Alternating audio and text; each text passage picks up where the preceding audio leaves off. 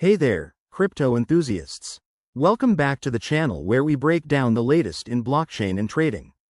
Today, we're diving into a straightforward tutorial on how to withdraw Tether, USDT, from Bitmart to Bitrue in 2025.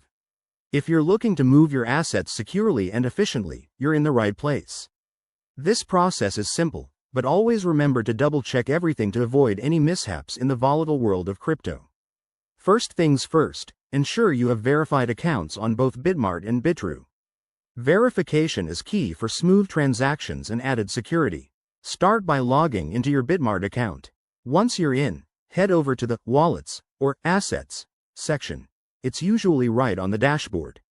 Next, select Tether, USDT, from your list of assets. You'll see an option for withdrawal. Click on that. Now, this is crucial. Enter the recipient address from your Bitrue wallet.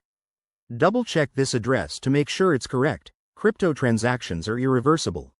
You'll also need to specify the amount you want to withdraw, keeping in mind any network fees. Before confirming, review the details like the network type, such as Tron or ERC20 for USDT, to ensure compatibility between Bitmart and Bitrue. Once everything looks good, hit confirm and complete the two-factor authentication if required. Sit tight. Withdrawals can take a few minutes to an hour, depending on network congestion. Once it's done, log into your Bitrue account and check your wallet to confirm the Tether has arrived. If you encounter any issues, both exchanges have support teams to help out. In conclusion, withdrawing Tether from Bitmart to Bitrue is a breeze with these steps, but always prioritize security. Use hardware wallets if possible and stay updated on 2025's evolving crypto regulations. If this tutorial helped, give it a thumbs up and subscribe for more guides like this.